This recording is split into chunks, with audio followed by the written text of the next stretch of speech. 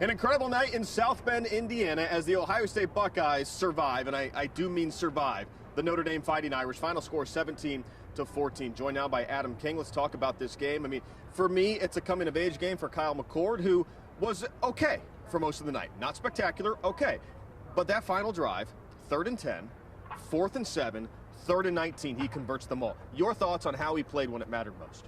I thought if you actually look at the entire night, Kyle played fine. Yeah. I mean, I think there were a lot of moments that maybe the offense got stalled out, but I don't think you look at it and say, wow, that was Kyle's fault. No, he didn't play poorly. And I think that says it all. I think there were a lot of moments Kyle kept the drive alive with perfect throws to Emeka. And listen, you're a first-year quarterback on the road in a top 10 matchup. You couldn't hear in that place. And he took him down the field, and he did his job. And that throw to Julian Fleming, 4th down, that takes a lot of guts. And, you know, it's a game that you saw the emotion from Ryan Day. Obviously, we'll be talking about for a long, long time. Okay, let's talk about Ryan Day. He absolutely skewered Lou Holtz after the game. Here's what happened. Let's catch you up. Lou Holtz, former coach at Notre Dame, who said basically Ohio State's a soft team, and when they run into other tough teams, i.e. Michigan, Notre Dame, they lose those games. Afterwards, Ryan Day was as animated and emotional as I've ever seen him. He went in on Lou Holtz, then went in again, then said, Lou, I'm not done yet, and he went in a little bit more. What did you make of the emotion that Ryan Day had? Because here's the reaction on Twitter, okay? I thought this was hilarious. Buckeye Nation was like, we can't stand you and your play calls, Ryan Day. Then after the game, they're like, we would go to war for you, Ryan Day. Listen, 1 yard changed everything for Buckeye. I mean, right. Two things.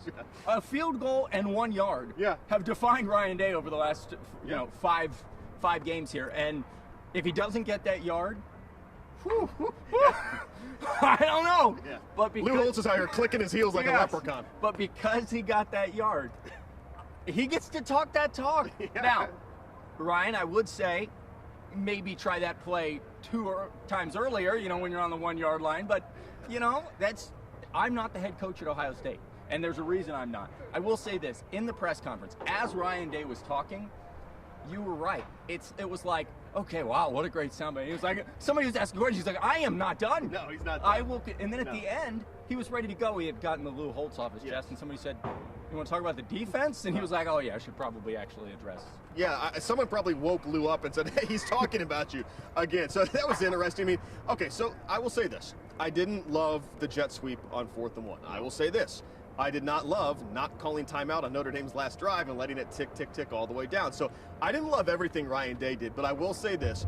His team won, and his team proved they are tough. Now, is it physically tough? Is it mentally tough? Is it resilient? I don't know exactly how to put my finger on it, but they were tough enough to hang with a very physical team. The timeout thing was odd. Yeah. Until they needed it. Until they needed it. Yes. Now, you could say, well, then the 10-second run-up, you'd have more time. Yes. You would have had 30 more seconds, so you wouldn't have needed it. It would have mattered. 10 seconds would have mattered. It wouldn't have mattered. And you wonder how different that game is if the Buckeyes do have that timeout, or maybe have an extra 30 seconds. You're not relying on one play. We'll never know. But I think that's what makes it so amazing. That's what makes this game already, like what we talked about for forever to come, is the idea that it was one play. It was the thing that has plagued Ohio State. Can you line up and get 1 yard? We haven't seen him get that 1 yard since J.T. Barrett in 2016. Yeah. They got it today, and they will get to walk away with South Bend in the win.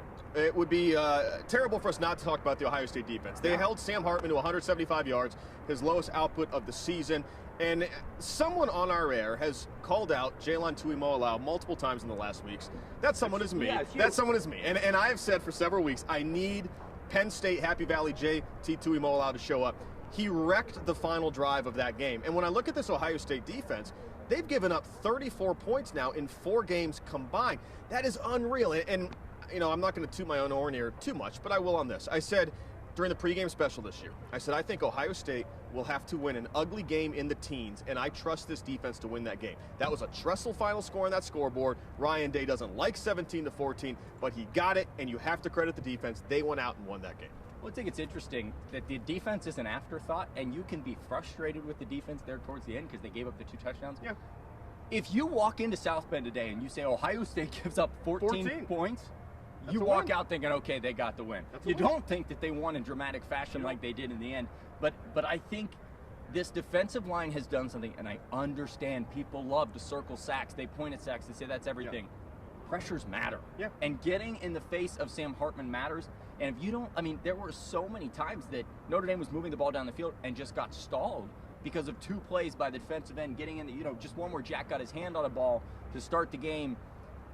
It's not pretty, but it doesn't have to be when you're playing a top 10 team on the road. We want to address Marvin Harrison Jr. Left the game with what looked like a very nasty ankle injury. I had a flashback to last year when the Buckeyes lost Jackson Smith and Jigba to the same Notre Dame team. Then they lose Marvin Harrison Jr. I don't know what happened on the sideline. I picture the conversation going like this.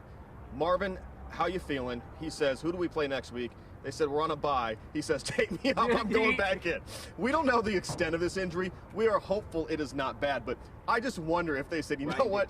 Okay, so go ahead. You were in the news game, our news conference. I was live up on the roof and wall-to-wall when this was going on. Ryan did say it's an ankle sprain. Okay. So that's a good sign for Buckeye fans. Good. I mean, he gets back in the game. That tells you all. That tells you nothing's torn. I think your story's right there. I mean, it did look like, and they were holding his helmet, and he was pretty much like, you took it against Georgia. You're not doing it again this time. He did walk out with a big wrap on his ankle, but so did Kyle.